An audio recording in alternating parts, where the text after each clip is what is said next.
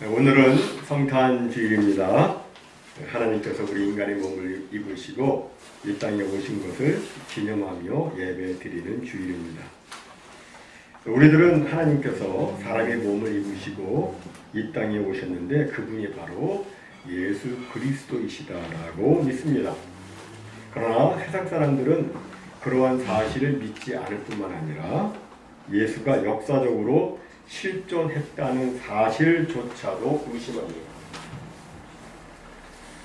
어떤 비평가들은 나사렛 예수가 1세기 팔레스타인 지역에 실존했다 하더라도 그는 성경이 말하는 하나님의 아들은 아니었고 콘스탄틴 대제 이후에 하나님의 아들로 각색된 것이라고 이렇게 말합니다. 하나님도 성경도 믿지 않기 때문에 그렇게 하는 것이죠.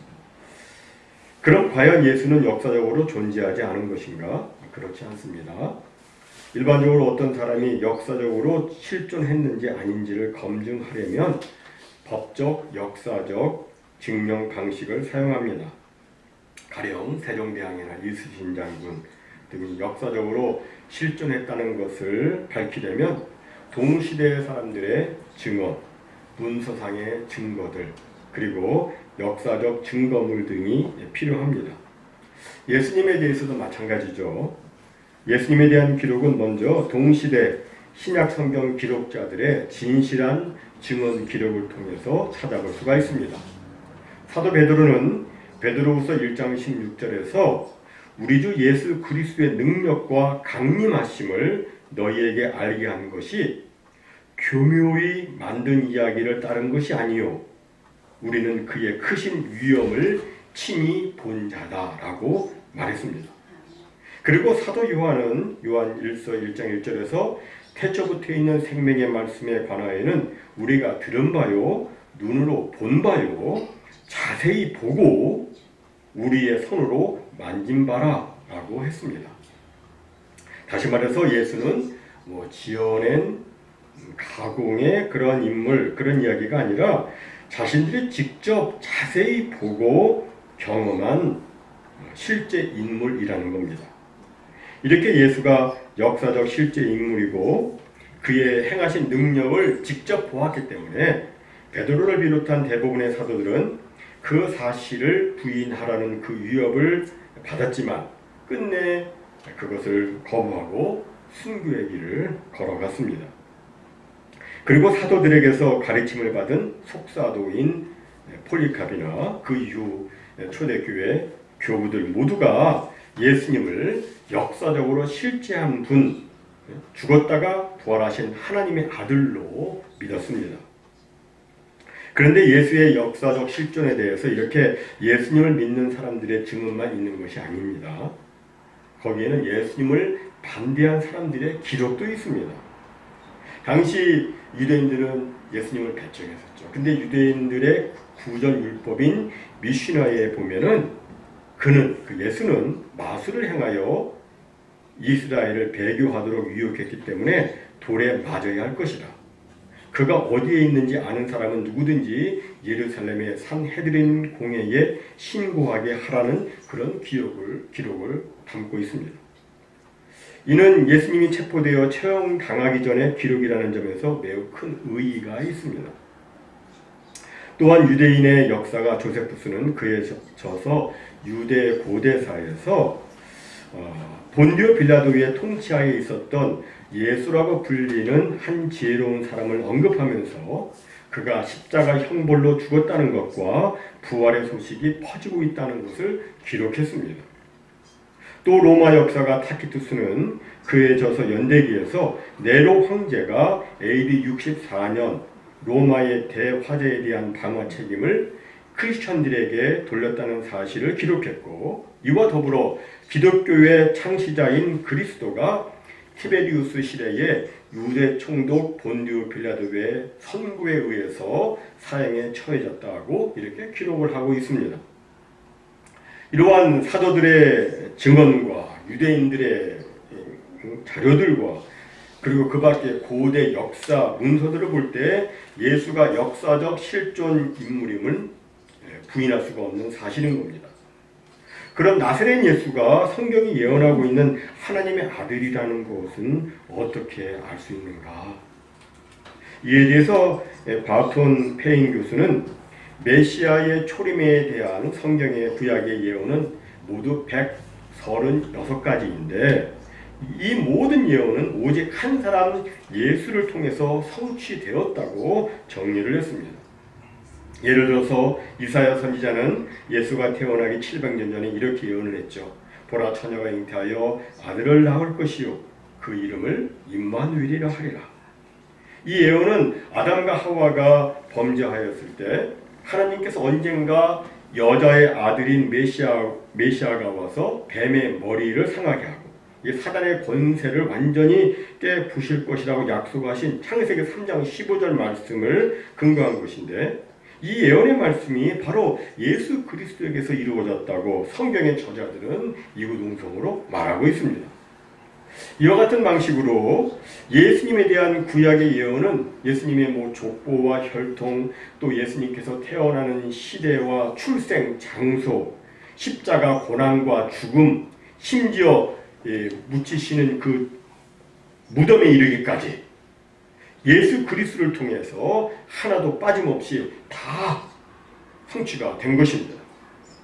얼마나 놀라운 일입니까? 그래서 수학자 스토너는 이러한 구약의 메시아에 대한 예언이 나사렛 예수 한 사람에게 모두 적용될 확률을 10의 17승분의 1로 이렇게 계산을 했습니다.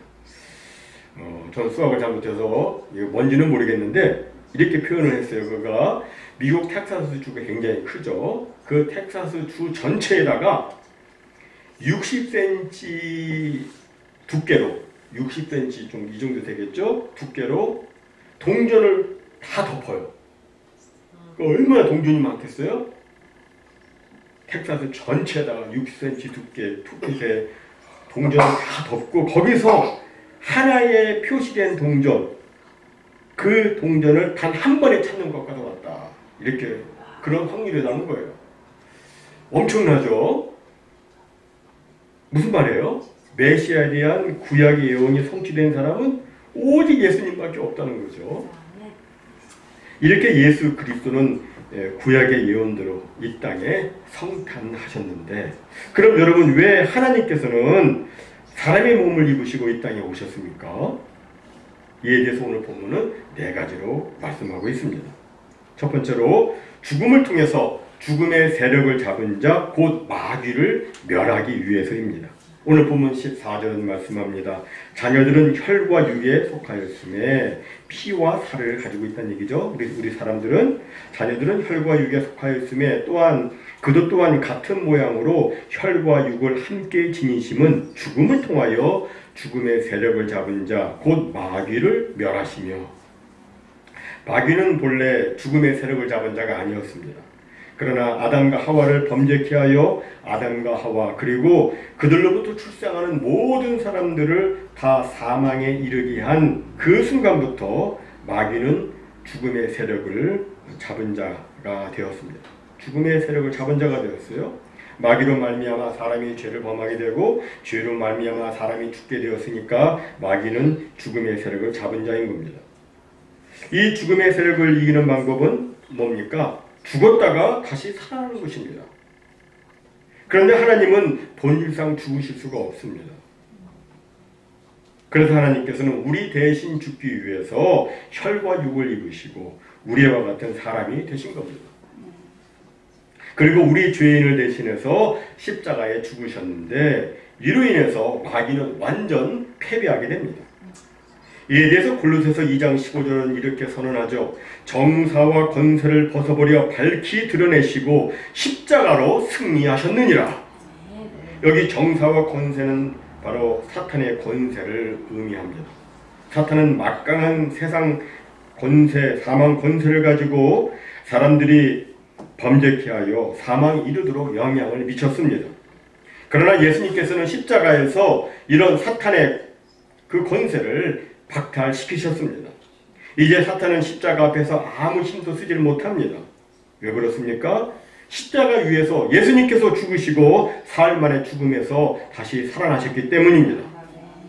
이제 마귀의 그 죽음의 권세는 예수님 앞에서는 아무것도 아닙니다. 마귀는 예수 십자가 보혈의 찬송이 나오면 무서워하고 두려워하고 발버둥 치고 괴로워하고 도망칩니다. 사랑하는 성도 여러분, 우리 성도의 승리 제목은 바로 십자가입니다. 누구든지 십자가를 의지하는 사람은 사탄의 권세로부터 벗어나 승리의 삶을 살게 되는 것입니다. 다음 두 번째로 하나님께서 우리 사람의 몸을 입으신 것은 죽음의 공포에서 일평생 종로로 타는 사람들을 자유케 하기 위해서입니다. 사람은 누구나 예외 없이 죽음을 두려워합니다. 예전에 어떤 나이 많이 드신 분은 자기는 살 만큼 살았으니까 언제 죽어도 여한이 없다고 하셨습니다. 그러나 말은 그리 하실지 모르지만 막상 죽음 앞에서는 생각이 달라집니다. 죽음을 두려워합니다. 왜냐하면 사람에게는 누구나 생존 본능이 있기 때문입니다. 사람은 살아있는 상태에서는 살기 위해서 애를 씁니다. 살기 위해서 밥을 먹고 약을 먹고 살기 위해서 운동을 하고 몸조심을 하고 마지막 숨이 붙어 있을 때까지 살고자 합니다. 이렇게 살기 위해 사는 것이 인생이기 때문에 자연히 죽음에 대해서는 두려움을 가지게 됩니다. 그런데 이것이 사람으로 하여금 일평생 매여 종로로 타게 됩니다. 그 죽음에 매여가지고 종로로 타는 삶을 살게 됩니다. 이 종로에서 벗어날 수 있는 방법은 사망 권세를 이기신 예수 그리스도를 믿는 것입니다. 예수님을 믿게 되면 예수 그리스도로 말미암아 영생의 소망을 갖게 되어서 죽음이 두렵지 않습니다. 우리 크리스천에게 죽음은 두려운 주제가 아니라 영광스러운 부활과 천국으로 들어가는 관문이고 영생의 기쁨과 소망이 되는 주제인 겁니다. 예수님의 생명을 소유한 사람들은 죽음을 두려워하지 않습니다. 스데반도 그랬고 베드로도 그랬습니다. 그리고 사도 바울은 만일 땅에 있는 우리의 이 장막집이 무너지면 하나님께서 지으신 집 그 손으로 지은 것이 아니요 하늘에 있는 영원한 집이 우리에게 있는 줄 아나니라고 말했습니다. 정말 우리 그리스도인들은 예수 그리스도로 말미암아 영원한 생명이 있고 죽고 나면 가게 될 영원한 초소가 있기 때문에 죽음에 종로로 타지 않는 삶을 살 수가 있는 겁니다.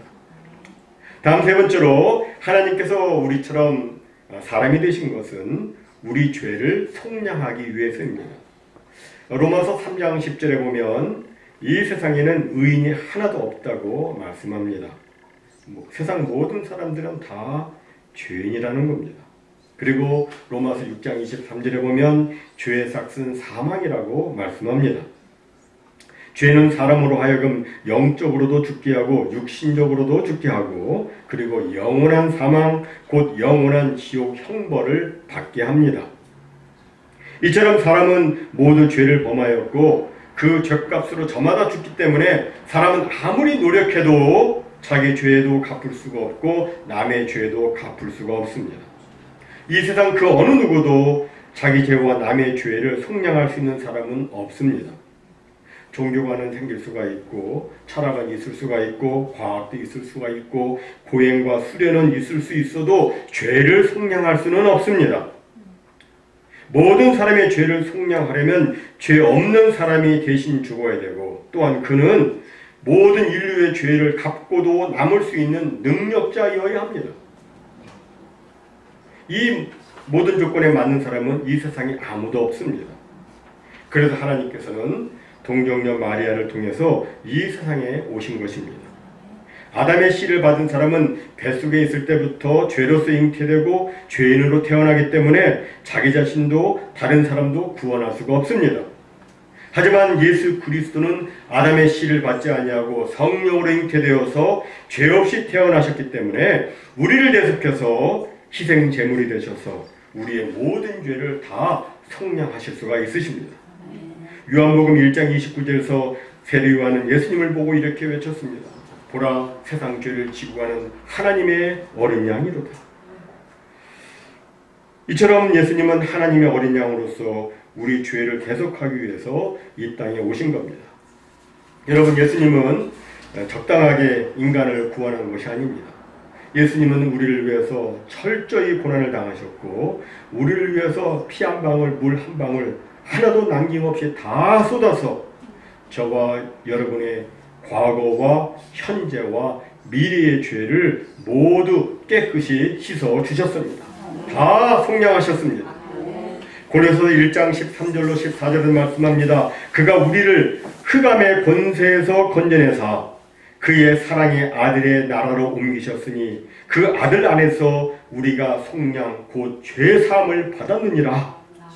이처럼 예수님은 우리를 흑암의 마귀의 권세에서 건져내어 당신의 영원한 영광의 나라로 옮겨주기 위해서 이 세상에 인간의 몸을 입으시고 이 땅에 오셔서 우리의 죄를 다 속량해 주신 겁니다. 마지막 네 번째로 하나님이 혈과 육을 지닌 우리 사람이 되신 것은 시험과 고난을 받는 우리들을 돕기 위해서입니다. 예수님은 참 하나님이셨지만 참 인간으로서 이 세상에서 우리와 동일한 삶을 사셨습니다. 예수님은 우리처럼 모든 인생고를 겪으셨습니다. 예수님은 가난한 목수의 아들로 그리고 그것도 마국간에서 태어나셨습니다. 예수님은 족보상 아버지 요셉이 일찍 죽어 소년 가장의 고달픈 삶을 살았습니다. 그 공생의 가운데 예수님은 많은 것을 체험하셨습니다.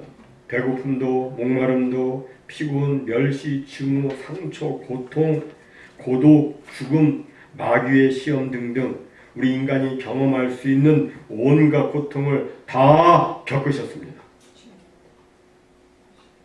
마지막에는 죄수로 몰려 수치와 고통의 십자가에 달려 돌아가셨습니다. 가장 높으신 하나님의 아들이 사람이 되시고 그것도 모자라서 가장 낮고 천하고 고통스러운 과정을 다 겪으신 겁니다. 오늘 본문 18절에 말씀합니다. 그가 시험을 받아 고난을 당하셨은즉 그가 시험을 받아 고난을 당하셨은즉 시험 받는 자들을 능히 도우실 수 있느니라. 예수님이 만약 단순히 하나님의 아들이기만 했다면 우리 입장에서는 예수님이 과연 우리를 이해하실 수 있을까? 이런 생각이 들 수가 있습니다. 예수님은 높고 높은 보좌 위에 계시고 우리는 낮고 천한 이 땅에서 이렇게 힘든 삶을 살고 있는데 예수님은 그것을 우리 삶을 경험하지 못하셨는데 어떻게 우리를 이해할 수 있을까? 이런 생각이 들 수가 있습니다. 그러나 예수님은 다 경험하셨습니다. 다 체험하셨습니다. 우리가 겪은 것보다 더 많이 체험하셨습니다. 그러니까 충분히 공감하실 수가 있습니다. 히브리서 4장 15절은 이런 사실을 좀 더 구체적으로 설명합니다. 우리에게 있는 대제사장은 우리의 연약함을 동정하지 못하실 리가 아니요 모든 일에 우리와 똑같이 시험을 받으신 이로되 죄는 없으시니라. 다 시험받고 고난을 받으시지만 죄를 범치 않으시고 그 모든 것을 승리하신 예수님께서 우리를 도와주실 수 있다. 그런 뜻입니다. 40대 중반에 남편을 먼저 보낸 여인이 있었습니다. 그 여인은 어려운 것들이 있는데 이제 나는 어떻게 사느냐고 통곡하며 몸부림쳤습니다.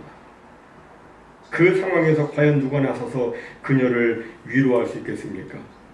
섣불리 위로하다가 오히려 상처를 줄 수도 있습니다. 그러나 20대 후반에 남편과 사별하고 평생 신앙 하나로 자식들을 잘 키우고 승리하신 나이 드신 권사님이 계시다면 그 여인을 위로할 수가 있습니다. 권사님이 그 여인에게 다가가서 등을 다독이면서 말합니다. 울지마, 울지마. 나도 살았는데 왜 못 살아? 하나님이 도와주셔. 하나님이 반드시 도와주실 거야. 이렇게 말하면 그 여인은 그 권사님의 품에 안겨서 한참 울다가 위로를 받고 용기를 받게 될 겁니다. 예수님도 마찬가지로 우리처럼 아니 우리 이상으로 인생고를 다 경험하셨기 때문에 우리를 잘 아십니다. 우리의 고통 아십니다. 우리의 외로움 아십니다. 우리의 슬퍼하는 거 아십니다. 우리의 어려움 다 예수님이 아십니다. 그리고 사랑하는 마음으로 긍휼히 여기시고 우리를 위로해 주시고 심하다 때마다 우리를 도와주십니다. 지금도 저는 그런 도움을 받고 있고 여러분들도 그런 도움을 받고 있다고 믿습니다. 예수님은 항상 살아계셔서 우리와 함께 하시고 이런 놀라운 은혜를 우리들에게 베풀어 주시고 있습니다. 사랑하는 성도 여러분, 예수님은 왜 이 땅에 오셨습니까? 바로 우리를 대신해서 십자가에서 죽기 위해서입니다. 죽기 위해서 이 땅에 오신 예수님이에요. 그리고 우리가 죽음의 두려움이 아닌 천국의 소망을 가지고 밝은 희망의 삶을 살도록 하기 위해서 예수님은 이 땅에 오셨습니다. 그리고 우리의 모든 죄를 다 속량하셔서 하나님과 화목케 하시고 우리로 하여금 하나님 앞에 담대히 나아가 간구함으로 모든 기도에 응답받으며 위로와 용기를 갖도록 하기 위해서 예수님은 이 땅에 오셨습니다. 모쪼록 2023년 성탄 주일을 맞이해서 우리 모두 나를 위해 이 땅에 오신 예수님을 날마다 의지하시면서 예수님을 날마다 바라보시면서 우리 주님께로부터 위로받고 세임받고 능력받아 날마다 승리의 삶을 사는 우리 모두가 다 되시기를 주님의 이름으로 축원합니다. 아멘.